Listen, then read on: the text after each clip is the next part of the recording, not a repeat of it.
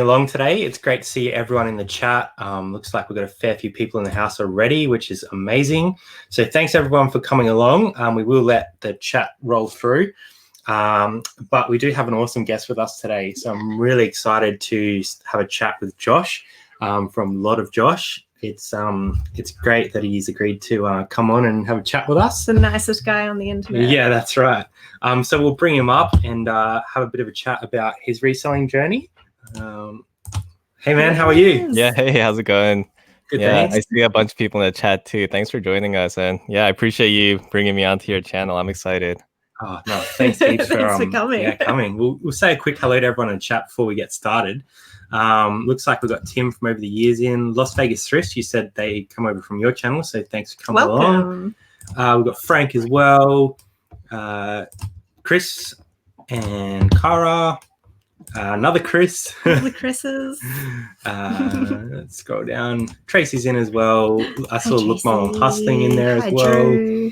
Looks like I've got a bunch of people showing up, so it's really awesome to see everyone come along. I'm sure a little notification will go out and a few people will jump on board as well. So yeah, we wanted to bring you on and chat a little bit about your reselling journey. So you were gracious enough to ask us on your channel not so long ago, and we had a great little chat. So yeah, yeah, we wanted to reach out, and also we're reaching out. I'm ready for the questions.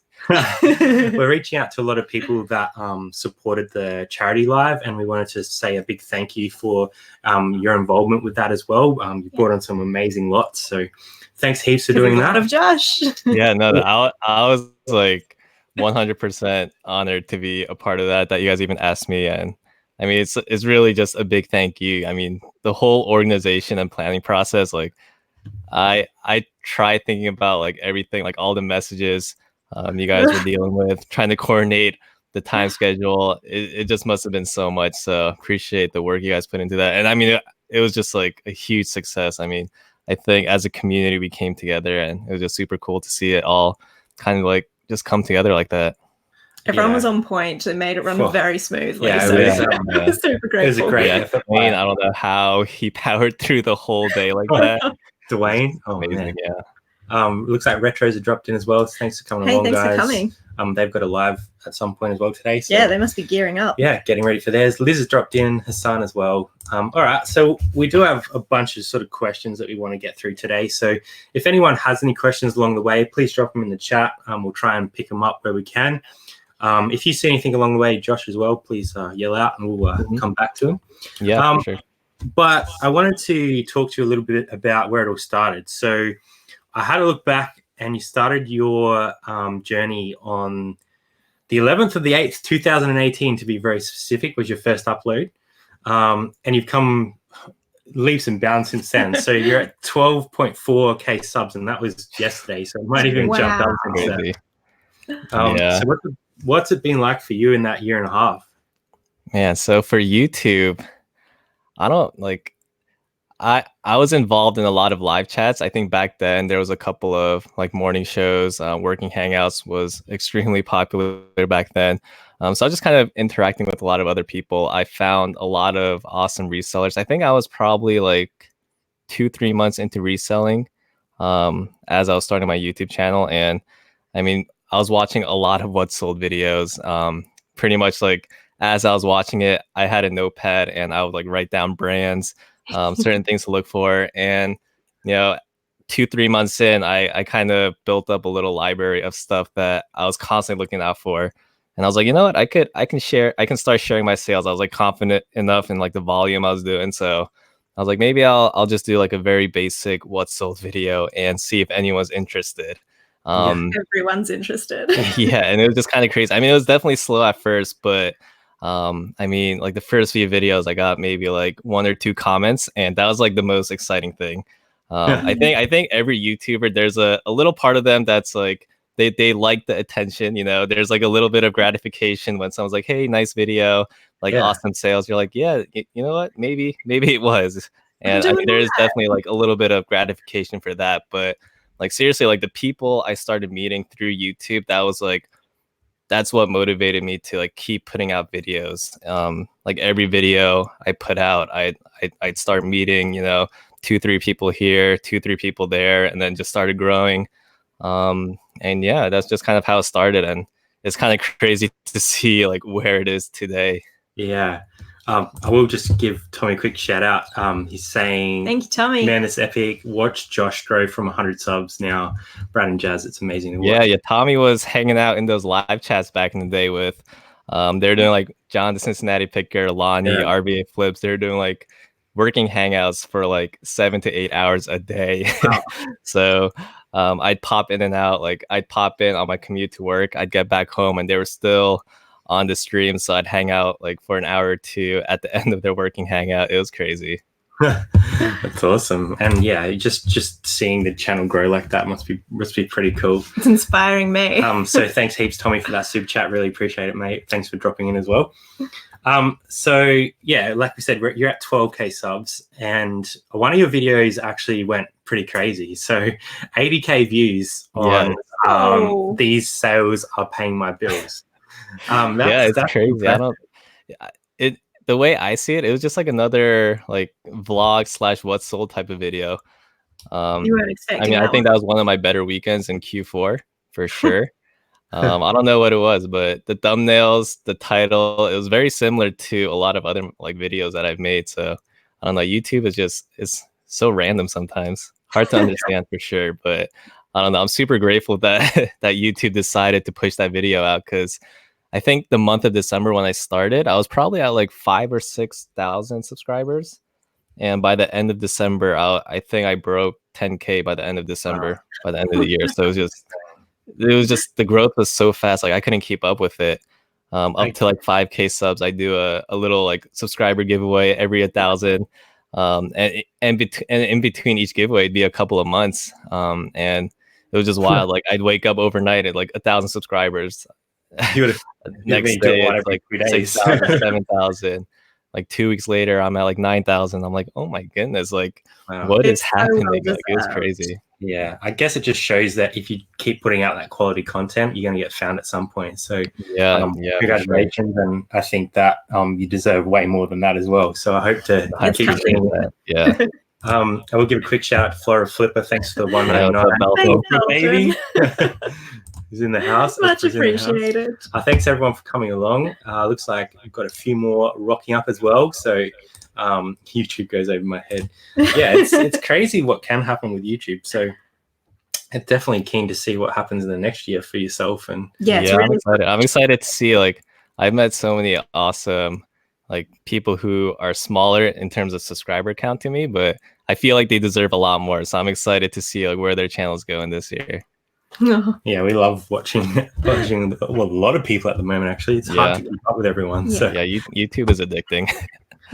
Sure is. Definitely. I did have a little video queued up from back in the early days of a lot of Josh when you were still part-time and working your military job. So yeah, it's only a really quick video, but I think it's really cool to see like where you've been and where you are now. So I'll cue that up and share it with everyone, just because I think it's really cool to look back at where you've been and where you're at now. As much as Josh may I cringe at this video.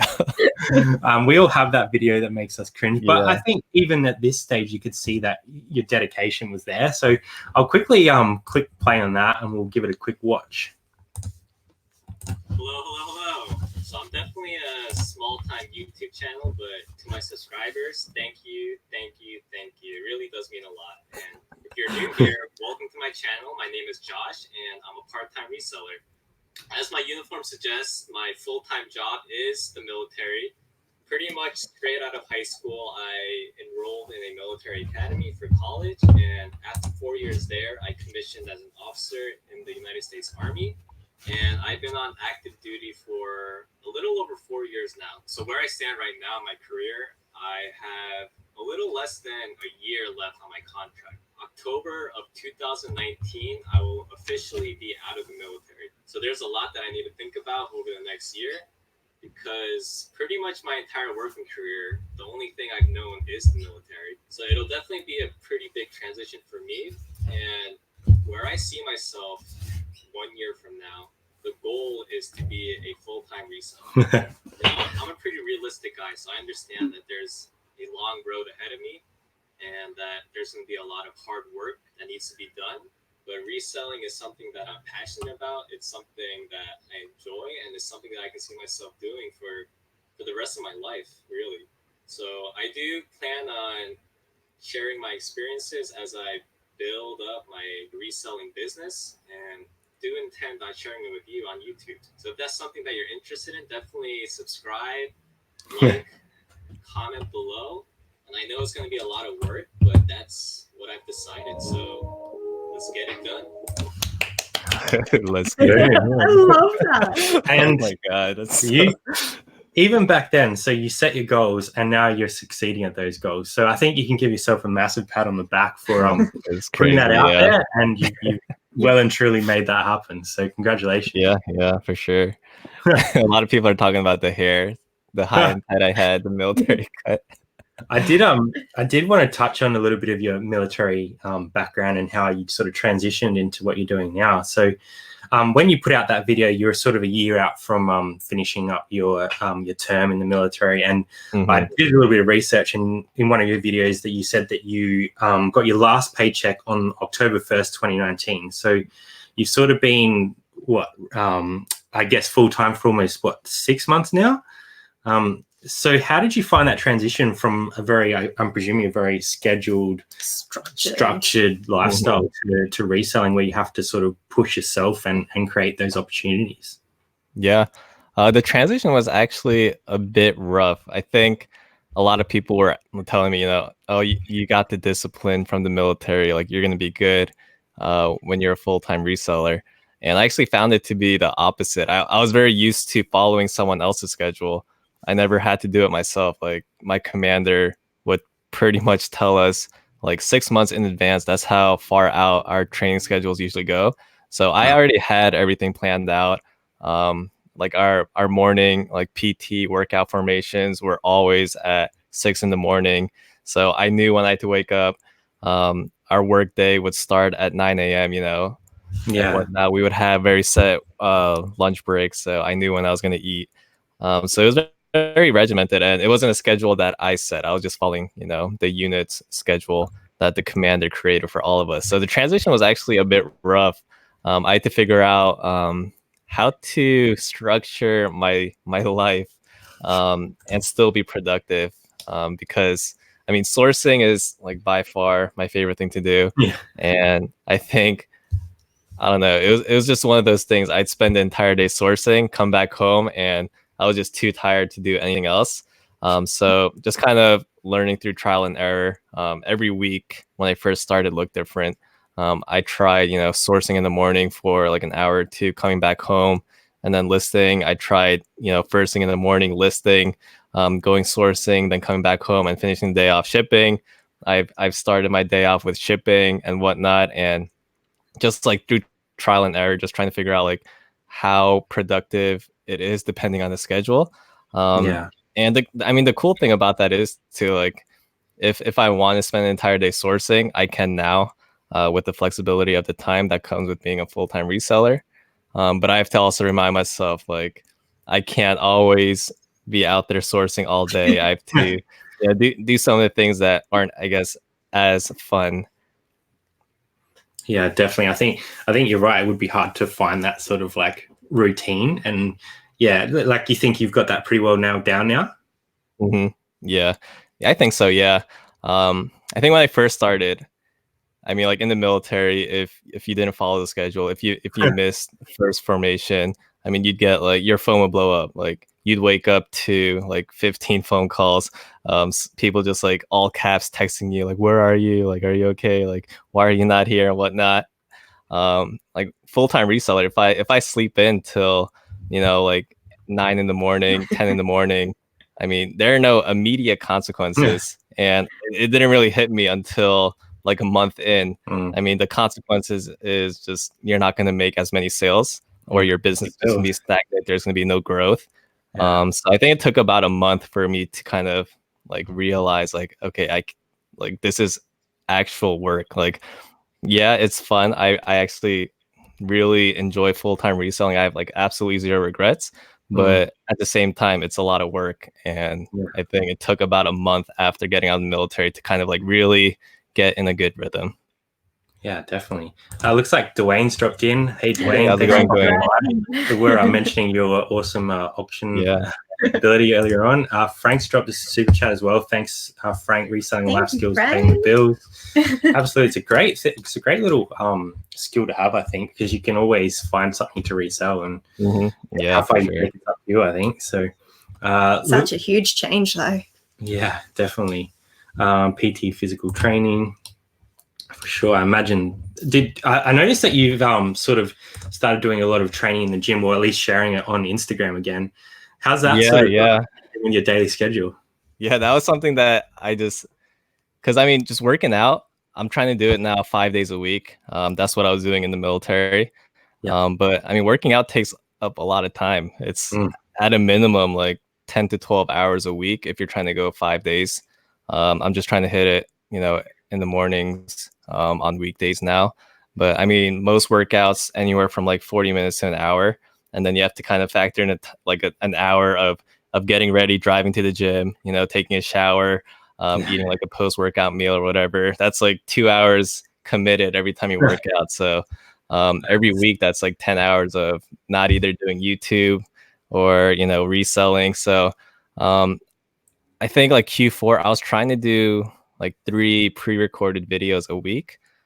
So this year is kind of, I guess, like it's more of like a 2 video upload schedule per week now with the workouts. But I think that's probably better in the long run. I think I have a lot more energy. I just feel like when I work out, when I'm eating better, like I was eating a lot of fast food when I was out there sourcing, like McDonald's, Wendy's, just on the road, wasn't really thinking about it. But now that I'm a lot more conscious, I'm like packing, doing a little bit of meal prep over the weekend and just having meals ready to go. Even if I'm out of the house, like even just bringing like a cold cut sandwich is better than eating Wendy's or McDonald's like that. So I think it's definitely worth cutting back a little bit here and there just to kind of focus on myself. So just a constant experimenting process, just trying to figure out what works, what doesn't.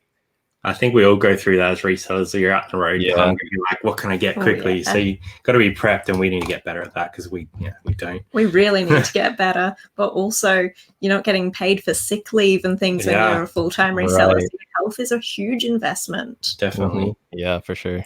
A couple of pickers dropped in. Also, Matt from Bucks Toys and Collectibles. Thanks for popping in. Thanks everyone for coming along. As we said before, if you guys do have questions for Josh along the way, please drop them in the chat and we'll try and pick them up as well. But yeah, we sort of have a few things to get through. So Josh has been doing his own interviews as well over on his A Lot of Josh channel. Yeah.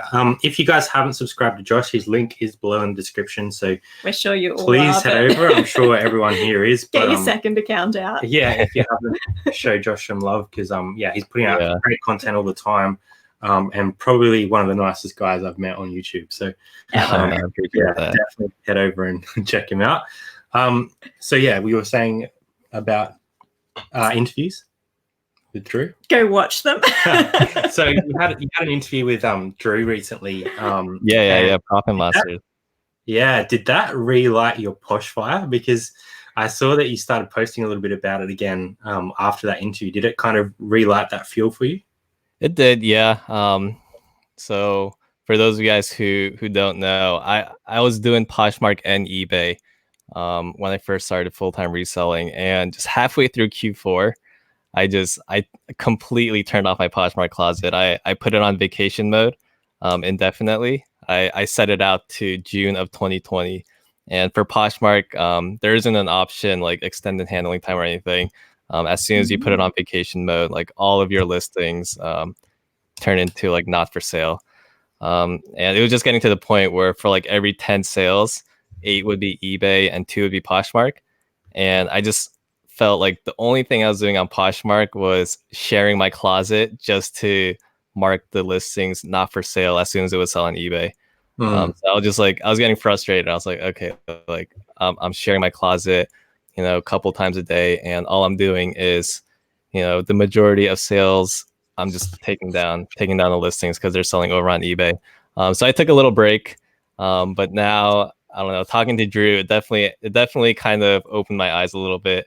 I was like, okay, maybe it's worth the extra effort to cross list and stuff. So I'm gonna start with Poshmark. I reopened my closet. I guess like the little situation I put myself in by doing this. Like mid-November is when I like turned off my Poshmark closet. Just all the listings, vacation mode, marked not for sale. But all my eBay clothing sales from mid-November till like mid-January, I had to go back to my Poshmark closet and like look at my eBay sales history and like make sure that it wasn't marked for sale on my Poshmark closet when I turned it back on. So that was a little bit of a headache that took, about a couple of hours. That was like a half a day thing that I had to dedicate time to. But I mean, my Poshmark closet is back online now, so we'll see how it goes. I sold something this week, so nice. I guess I sold like a little Madewell, like a woman's little shoulder bag. So I was like, okay, maybe there's something to this. So we'll see where it goes. Gives you a bit of reason to list on that platform when you start getting sales. Yeah. Can you share the names of your stores on your social media? Yeah. So they're pretty consistent across the board. Just a lot of Josh on Instagram, and then my Poshmark closet, a lot of Josh. My eBay store is a lot of Josh. Just all one word, a lot of Josh. That's nice and simple. Yeah. And what other platforms do you use over there? Are you on Amazon and stuff like that as well? Not doing any Amazon currently. I do Facebook Marketplace, just for bigger, bulkier items. I was doing it a lot more during garage sale season. Yeah. Like bigger sporting equipment, like golf bags. I've sold a couple of like 6-racket tennis bags locally. So stuff like that. I don't really pick up like bigger items at thrift stores. Without garage sales going on right now, I think the majority of my sourcing right now is from thrift stores. So I'm just finding a lot more clothing. So that's kind of like nowadays, since I'm sourcing more clothing, I'm selling a lot more clothing. And I mean, I'm just not finding a lot of hard goods that are priced right, that I feel like I can make a profit off of in thrift stores. So I'm like itching for the weather to warm up and garage sales to start. I'm actually like, I'm like enjoying clothing, but I think I like finding hard goods more. I think it's more exciting. So I'm looking for the weather to warm back up. It's coming. Las Vegas Thrifts, Josh and his consistent finds of Untucked shirts. Right. As a plug. All the Robert Grahams. Yeah, I wish I was sponsored by them. And I noticed in your last video, New Balance Minimus, we actually found our first pair in a thrift store yesterday. Oh, really? And we don't see them a lot. Those sell so quickly for me all the time. Yeah, it's such a good line for New Balance. Yeah, I've been aware of them for ages, but I've just never seen them. So oh, really? Okay. Cool to find them, and I was like, oh yes, I finally found one. And then your video came out, and I was like, oh, just yeah. Is there something you've never found that you're just itching to get your hands on? For me, I don't know. That's a good question. There definitely is. I'd have to think about it. My mind's drawing a blank right now. Put you on the spot. I think I think one for me would be a proper Coogee jumper in the thrift. Yeah, those colorful sweaters. Yeah. I always get faked out. I just picked up a cotton trader sweater, which is like a Coogee lookalike. Yeah. But whenever I see like the side shoulder, like the texture and the colors, I'm like, oh my god, no way. I see it on Instagram all the time though. Yeah, people get crazy lucky and finding stuff like that. And so if you just wonder some days, like who let that go, or how did it get there? Yeah. I know another good one. I've been keeping an eye open for NCAA 14 for the Xbox 360. Yeah, right. I've seen so many people on Instagram and on Facebook posting about it. It's just, I haven't checked comps in a while, but last time I checked, it was like a $70 game. Wow. And it's a sports game. That's crazy, really. So I've been keeping an eye out. I learned about that pretty early on in my reselling career too. So I've never seen it. I think that's the good thing about watching and like having Instagram is you can like tuck these things away in your head, and when you're out, you just naturally you're looking for them, and you might not find them for a year or 2 years, but they're always there. Like, when you see it, you're like, oh, I've seen someone else pick that up, and I know what it sells for. So it kind of like helps you pick on the run. Yeah. So we had a couple. Oh, go ahead. Ooh, I just want to click him before he disappears. Oh, Josh, what fake item have you found and bought that let you down? Oh, so I've been buying a lot of Robert Graham button fronts. Robert Graham's definitely kind of tricky. You have to make sure it's like a very loud print, like the solid, just Robert Graham, just like one color flip cups don't really do that well. But I've found some like colorful prints that sell for like 45, 50. Wow. And I found a really good one, or so I thought. And as I was photographing it, I saw it was like a metal button, which a lot of times I don't see like metal buttons, just like a snap-on the bottom. Yeah. And I zoomed in on it with my camera phone just to kind of like read it, and it said Robert Granam, so the H was an N. And I was like, wait, did it like rub off? So I was like zooming in with my camera, using it as a magnifying glass. I was like, no, this can't be fake. Like, wow. And then I just did a little bit of research, and I guess that button was just like a commonly fake thing, like the Robert Granam instead of the Robert Graham. It's like, oh no. Yeah, we've all done it though, like stuff. But you learn from them, I suppose. So the next time you see that when you're out thrifting, you'll like check that and make sure it's it's the real deal. Yeah, Burberry's gotten us before. Yeah, we've made mistakes with Burberry before, but yeah, there's so many brands out there. It's hard to know everything, but that's why it's great to have resources like YouTube and people like yourself putting out good quality content all the time that you can go back to and review what they're doing and see if it's watch the what's olds like Josh didn't write them all down. Yeah. That's the way to do it. Yeah, 100%. So what has been your best flip so far? What's the one that you want to tell everyone about? Have a brag. Yeah. So I guess the purchase that I made the most money from, I guess if you watch like my earlier videos, this was a very early deal. I think I was like 4 or 5 months into reselling, and at that point it was the biggest purchase I ever made. It was a $600 Craigslist purchase, which at that point I've never spent more than $10 on an item at that point. It was mostly like garage sale thrift stores. It was a huge lot of expired film. So the person that I bought it from, he posted on Craigslist just boxes and boxes of expired film, and I was like, expired film, like why is there so much? And I looked it up on eBay, and it was selling for really good money. I'd zoom in and look at what type of film it was. I just type that number, that brand and number, whatever the size of film it was, and then I just saw crazy comps. Everything was auction format. So I was like, oh, okay, there's like crazy demand for this. And he had the listing for $2,000. Wow. And I asked him, I was like, hey, like, are you willing to go any lower? And he responded like 600 and it's yours. I was like, okay, done. Wow. And when I met him in person, he was a storage locker buyer.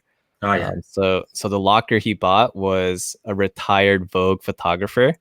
Wow. And I guess she passed away, or she just didn't, want the stuff in the storage locker for whatever reason. Her locker went up for auction, and there was a lot of like very high end cameras in there. A lot of dark room things, just like the red lights, all the equipment you need to process film in the dark room. And I guess that's what he wanted to deal with. I guess he's more comfortable selling locally, and he just didn't want to sell the little smalls like the expired ink. And he's like, it's just taking up way too much space, and I want it gone. And I was like, okay. Yeah, 2,000 down to 600. That's yeah. He just wanted it gone at that point. So I was like, okay, I'll take it. Right place, right time, I guess. Be looking out. Yeah, and that deal probably made me like $3,000 in profit after everything sold through. It took a while to sell. I think I was selling it for about a year, but it was so worth it. Hey, it's very worth it. Yeah. I'm also looking out for the toothpaste now after I watched your chat with Resell. Oh, Mented then? Yeah. I've only found that one. Find it here. Yeah. I found it once at an estate sale, and I was blown away when I looked up the comps. Yeah, that's crazy. Alternatively, what would be your worst sale or something that just failed? Yeah. From your mistake.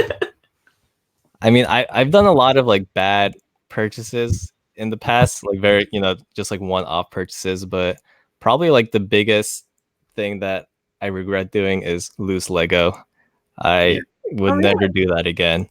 Um, yeah, I bought like I don't know how many pounds it was, but it was a crazy amount.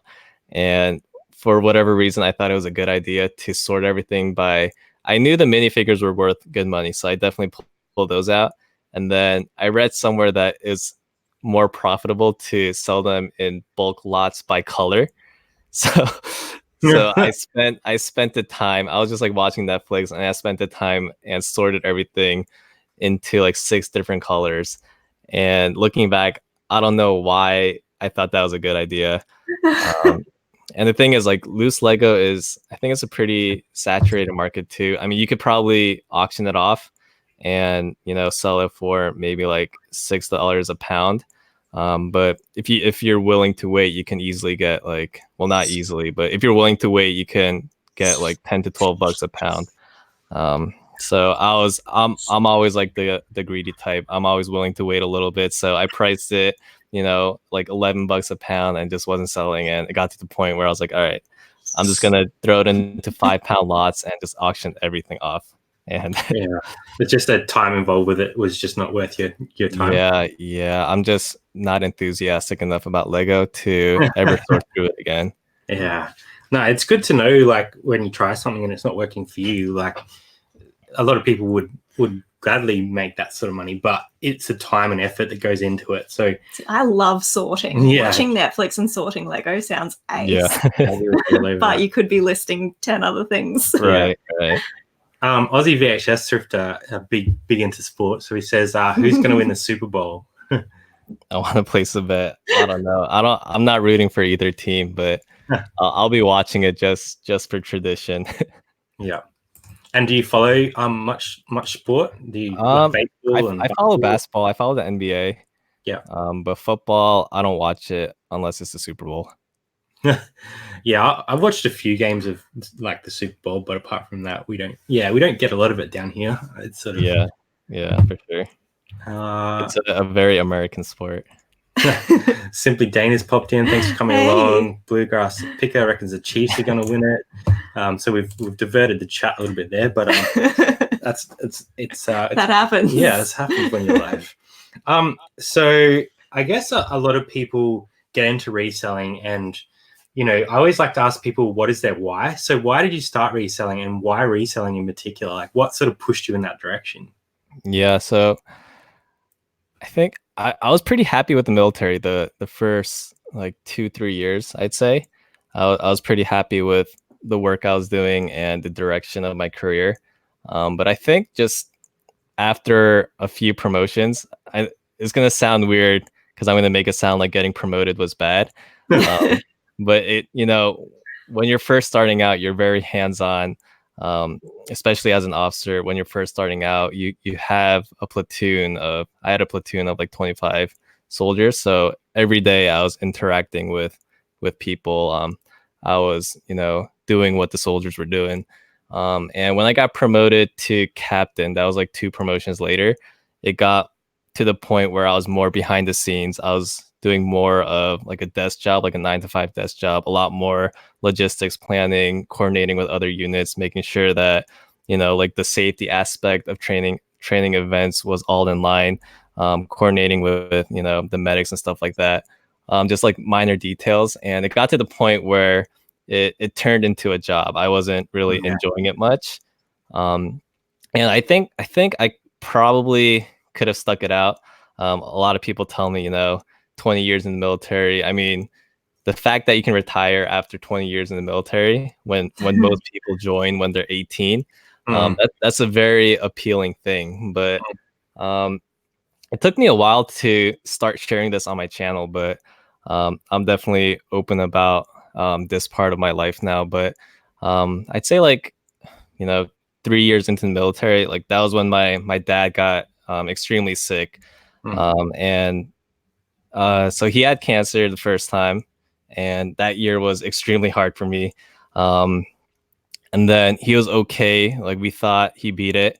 And then a few months later, it came back like much more aggressively. Wow. And that was like a really, really, really like rough spot for me. I blew through all of my vacation days, and after I used up all my vacation days, I was pretty much like stuck. Like I couldn't go back home. I couldn't be by his side. Wow. So that was like extremely rough. And I mean, after he passed, I kind of told myself like I want to be in control of my time. Like I want to be close to family. People ask me like, why did I move back to New Jersey? That's just where my family is, and I just feel like it's just very important for me. It's like a priority for me to be close to them, just to see them when I want to. If I want to eat lunch with my mom on a random Tuesday, I want to be able to have the flexibility to do that. Yeah.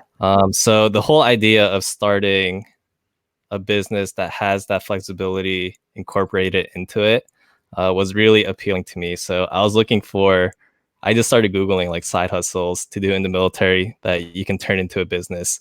I mean, I came across Uber, Amazon, I came across drop shipping, all the good stuff, and then eventually stumbled upon reselling, and then came across a few YouTube channels. And I mean, ever since then, I was just super intrigued. Started selling a few things, realized that it works. And I mean, it's been all downhill from there. Yeah. That's that's a pretty touching story, and I think that's a pretty good why that you identified that environment wasn't going to give you the family time that you needed. And a lot of resellers can relate to that, I think, as well, because similarly, like having to apply to take time off to go and see my grandfather for the last time when he was dying of cancer. Yeah. That really changed the way that I thought as well. Yeah. Why am I asking someone if it's okay for me to go say goodbye to go? And of grandpa? course they said yes, but having to ask really, I found very, very difficult. Yeah. It's crazy like how quickly things can happen, and you just realize time has flown by, and taking that time back. For sure. I think it's pretty brave for you to want to share that, but I think giving that out gives other people the option as well. They're like, well, this person's done it and this is why they've done it, I can do it too. So I think by not only sharing that here but on your channel, like it gives people, I guess, hope that things can change. So I definitely think that it's great of you to be able to bring that forward. I really appreciate you saying so. No, I appreciate it. Oh, and then Rob's has 20 years in the military, bro. You don't look a day over 30 years old. Oh, that's if I had a full career, it would have been 20. I'm 27 right now, so haven't hit the 30-year mark yet. I did 5 years active duty and then 4 years of a military college. So I guess like 9 years of like the military lifestyle. Yeah. And do you regret getting out now at all, or are you like set on your path and this is your future? No, zero regrets. I am like so much happier now. Definitely took a pay cut, but I know that it's not like an overnight thing. I'll give myself a little bit of time until I can replace that income I was making. But I think it's just like a matter of like what I prioritize now. I think I was making like way more than I needed. I was able to pay the bills plus way too much that I really didn't know what to do with it. And I mean, now I'm making enough to pay the bills, but I think I'm just much happier now. Yeah. And I know that I'm going to continue to grow this business. So I'm enjoying the process of figuring out what steps I need to make to get to where I need to go. Yeah. And what are your goals for 2020, I suppose? I guess we're already a month in, but what are your goals this year? I guess firstly with your eBay business or your business in general, what are your goals? So there's a lot, I guess, that I want to do. There's just not enough time in the world. But I guess just like the main ones, I mean, monetary, like the finances of the business is definitely part of the goal.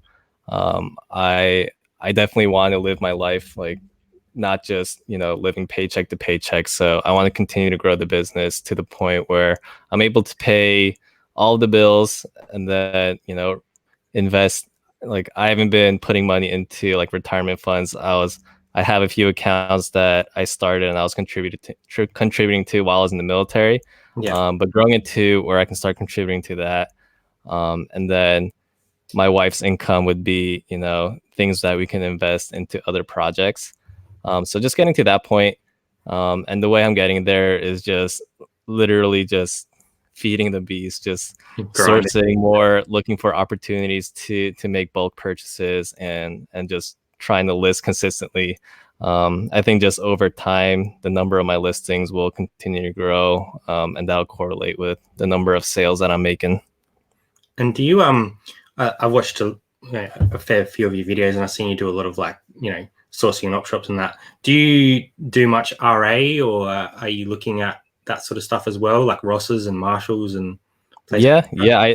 That's actually one of my, I guess that'd be like top 5 favorite places to source. I guess right now I'm doing majority thrift stores. When the weather warms up, I'll definitely be doing garage sales as my primary way of source. But like Marshalls, TJ Maxx, Burlington, I absolutely love it. I think the idea of paying like 20-30 bucks for something and selling it for 100, I don't know. If I could do that every single time, I do it all day. I'd build a business around it. Yeah, definitely. Yeah, I'd love to have something like that we could do, but That's you the got dream. to work with what you've got. Hey, Yeah. Rob saying, how often do you find a gem item of clothing and keep it for yourself? And so I've never been like a huge clothing shopper or like fashionista growing up. Like I think my wife kind of evolved my wardrobe, but when I first met her, a lot of the clothing I was wearing was like from high school.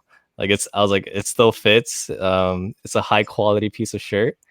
It keeps me warm, so I'm gonna keep wearing it. But I was never like a really big shopper for myself. But slowly over time, like I am finding a few pieces. I found a Patagonia button-down shirt that I kept for myself. So slowly, just like little pieces like that, I'm adding. But it's not something that happens often for sure.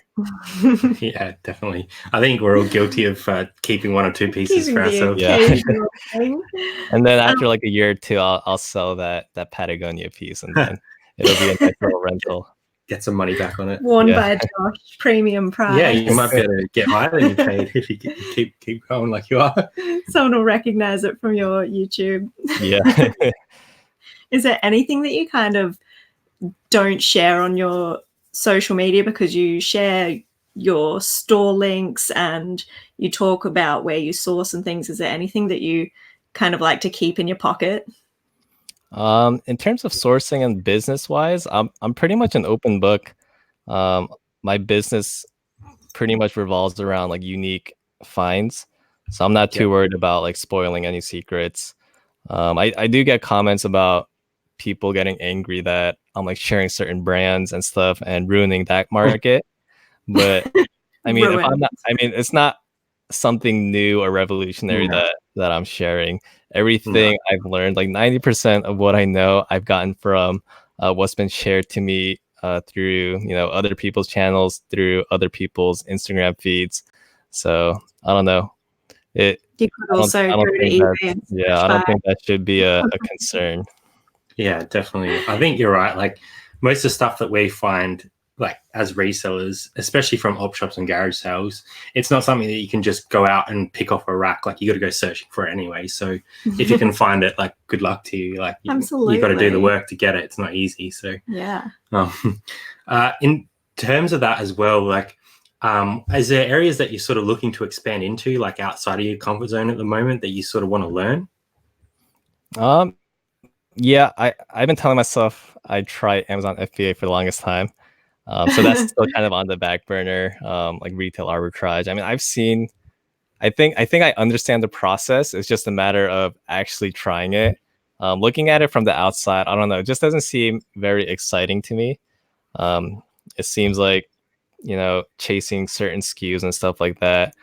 I don't know. it doesn't have the same appeal, the whole like thrill of the hunt aspect. Yeah. I think there's that initial excitement, but hitting like 10 Walmarts to clear out, one shelf of a certain SKU doesn't it seems like it'd be definitely more of a grind after like 2 to 3 stores.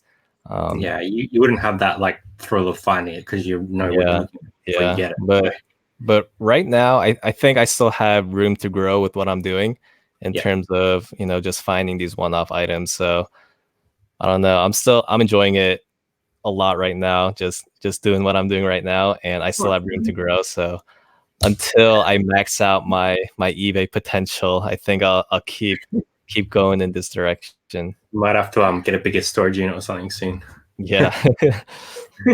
Ronnie's popped in. G'day, Ronnie. Thanks for popping Hey, by. how's it going? Tommy's just mentioned, let's not forget, I just pulled this from deep in the memory bank. Josh was accepted to West Point Military Academy. Whoa. Rumor has it. That's how smart he is. Yeah, that's my alma mater. That's a big deal. That's awesome, man. Yeah. I think, I don't know, college applications, the way I see it, I mean, it's pretty much set in stone, like the different aspects they look at for applications. So I kind of see it as like, if you figure out what they want early enough and you study for the test, I mean, like all the standardized tests, like the ACT, the SATs, it's like a very basic knowledge base, I feel like. Like the math isn't extremely complicated. It's not like we're doing calculus. It's just like basic algebra. It's just the way they format the test is a bit tricky. So like those thick like SAT books, if you like actually read through them, it tells you how to strategically take the test. It tells you when you should just leave a question blank, just skip it completely, because it's not worth the risk of getting it wrong. Versus like, if you're like 85% confident that you're right, then fill in the bubble. And just like little things like that, if you study for the test, then you should be good. And just participate in sports, because that's what West Point looks for. They're looking for like overall balanced person. So I mean, they lay it all out on the admissions page, and I think that translates to really like anything in life. Like an eBay business is, in concept, it's fairly simple. You just have to kind of figure out what to source, how to photograph and list it. I think if you look hard enough, once it sells, figure out how to ship. I mean, it's not like a big secret. All that information is out there. So once you figure it out, it's just a matter of, applying yourself and figuring out what needs to happen to get to that place. Yeah, definitely. But I think it takes a certain like analytical brain to be able to do that as well. So I think you're sort of selling yourself short a little bit there.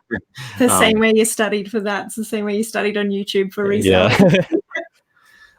So we will sort of ask a couple more questions before we head off. If anyone has any last minute ones, please drop them in. But we wanted to ask you a little bit more about yourself. So I guess personally, what has the last 18 months done for you?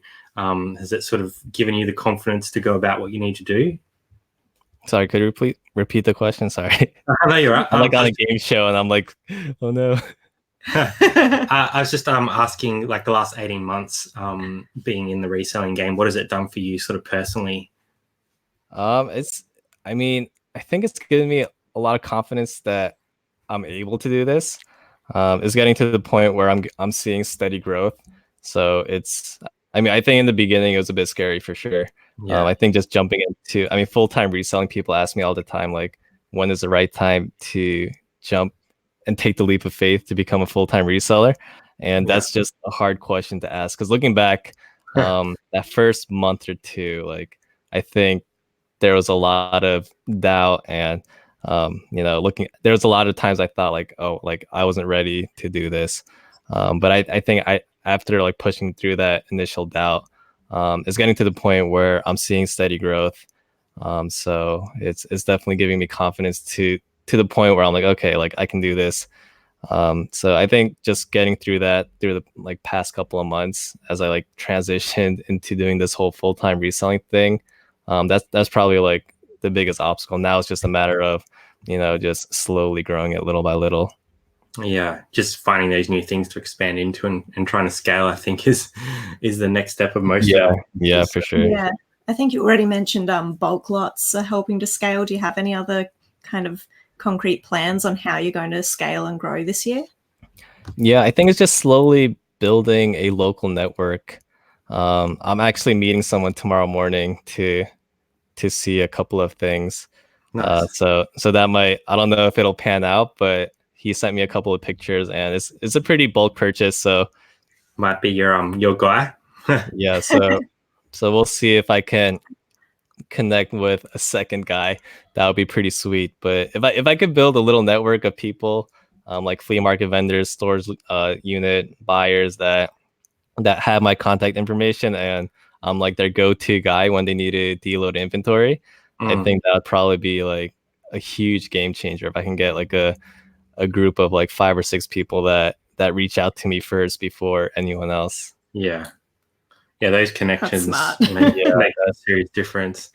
Absolutely, and it whittles down your time as well because you're not out searching; it's just coming to you. Yeah. Yeah, that'd be a huge game changer. The other part of that is you want to network with people who can provide resources for you, but you've also been networking with other local resellers. Did you want to talk about meetups? Yeah. So we were talking a little bit about it before we went live, but I actually did like a little local meetup. There was like 8 or 9 of us.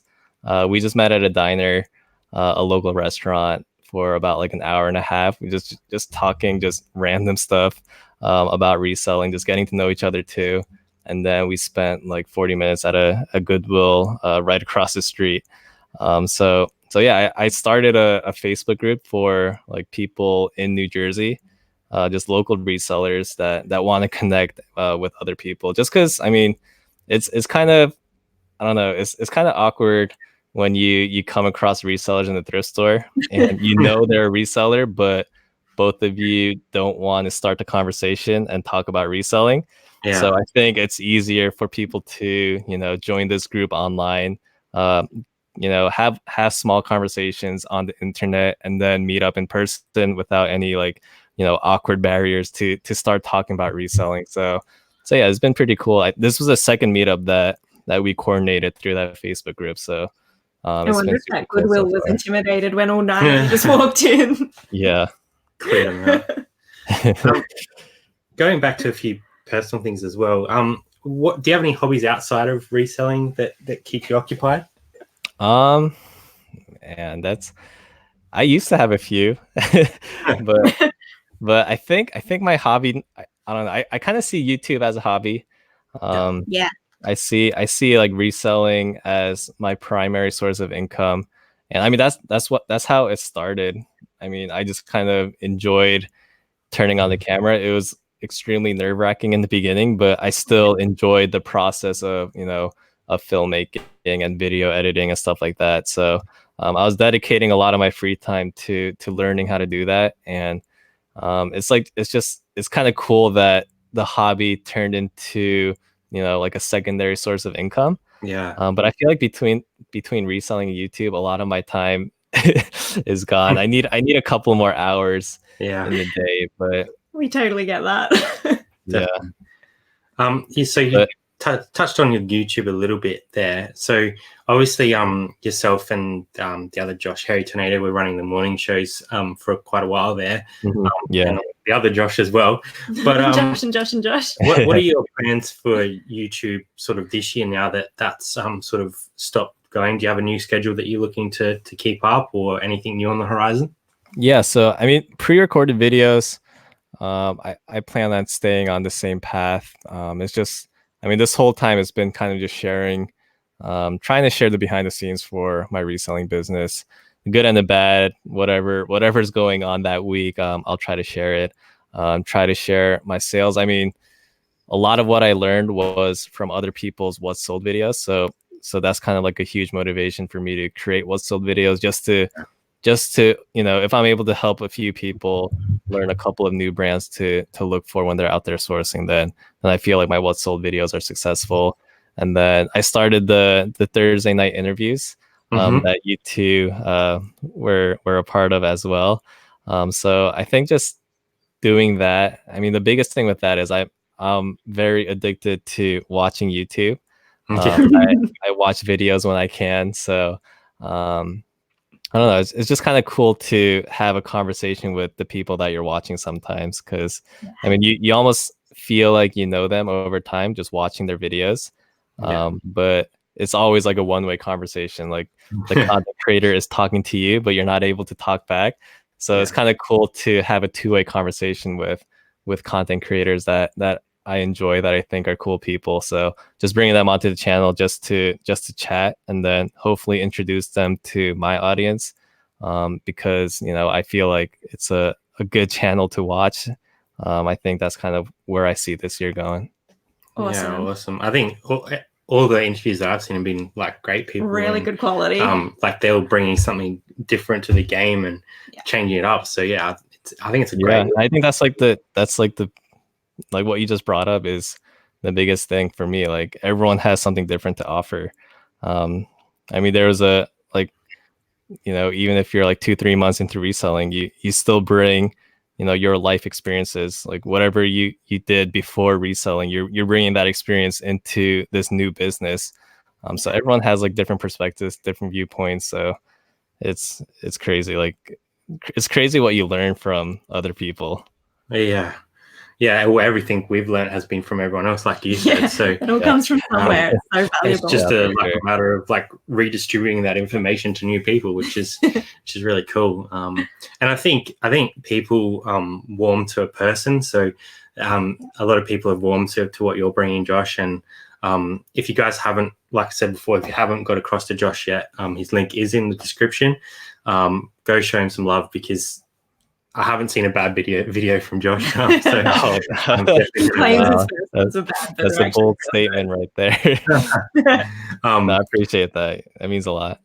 Yeah, no, I love watching your stuff, and you seem to pick up a lot of like really good quality like men's like button-up shirts and button-down shirts. So it definitely sort of puts new brands on the horizon for not only us, but people around the world, because you can look out for those brands when you're in the thrift. So yeah, even if you're not in the US or you're not in Australia, it's always good to like find these other channels that can help you out.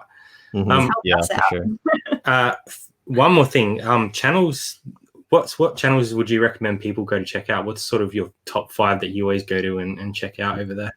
Yeah, I think the ones that have stuck to me that I've watched for the longest consistently, probably like Lonnie, Garage Flips, Shed Flips. Like Justin RVA Flips, John Cincinnati Picker. I'll watch every video he puts out. Thrift Mine I really like. And then just honestly, sometimes I'll just lurk in whoever's live at the time. I won't type in the chat often, but I'll lurk occasionally. I'll just turn it on. I'm not like always paying attention 100%, but just kind of as like white noise in the background. And then just catching like little segments here and there. It's kind of funny because YouTube, whoever's live at that time, they always put the live streams up front. Yeah. So I don't know. I always feel like no matter whenever I check, there's always like 2 or 3 people live. So whoever. Oh yeah, Part-Time Picker Matt is another one that I watch a lot too.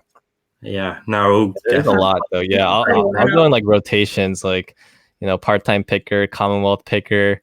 Kevin is great. Yeah, there's so many good channels out there, and I think that's been our struggle, is like trying to get around and show support to all the people we want to show support to. I wish I could watch YouTube all day, but it's impossible to keep up. Yeah, when I have time, I'll like binge watch someone and try to catch up on videos, but there's just so many people creating good content now. It's impossible to keep up. Jody's giving you a bit of plug there, talking about your video with 81,000 views now. When that video like first started gaining momentum, I thought it topped out at like 15,000. Wow. As soon as it crossed 10,000, I was going crazy. Like I was like, what is going on? Like this is crazy. Like I made this video like a month ago, and it's just like the view count is going crazy right now. And then it just didn't stop until like 75,000-80,000 views, and I was just like, what? So it took like a month for it to get that traction as well. Yeah, that's odd. but It's amazing. impressive. Yeah, it's definitely cool. It's weird how Yeah. YouTube does that sort of thing. Yeah, Tommy said Josh isn't allowed to say he watches us. I do. I like fall asleep to Tommy and Tracy sometimes for They the do next go for stream. 8 go up hours.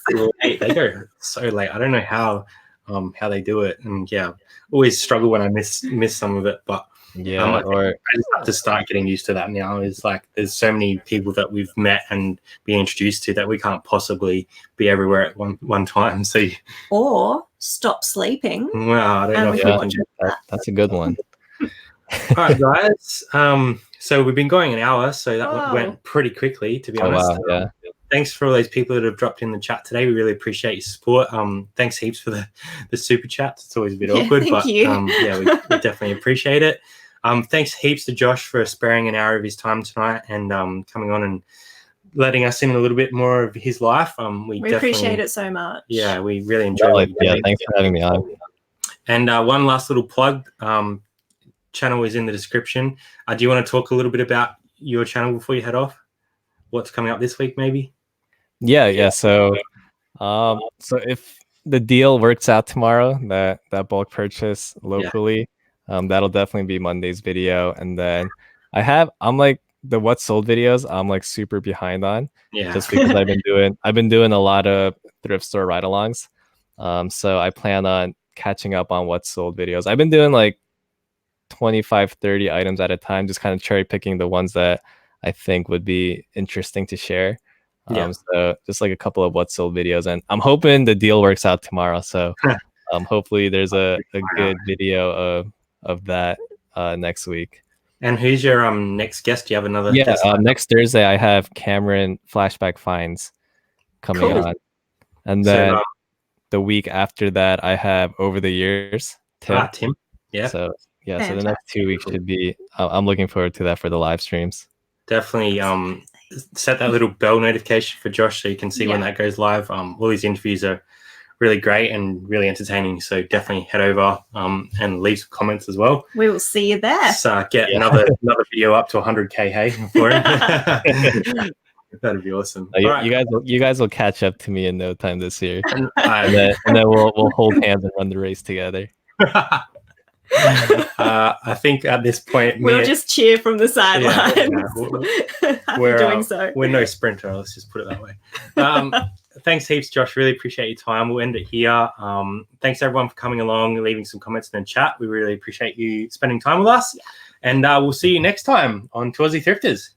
Thank you. Bye, guys. Yeah, thanks everyone.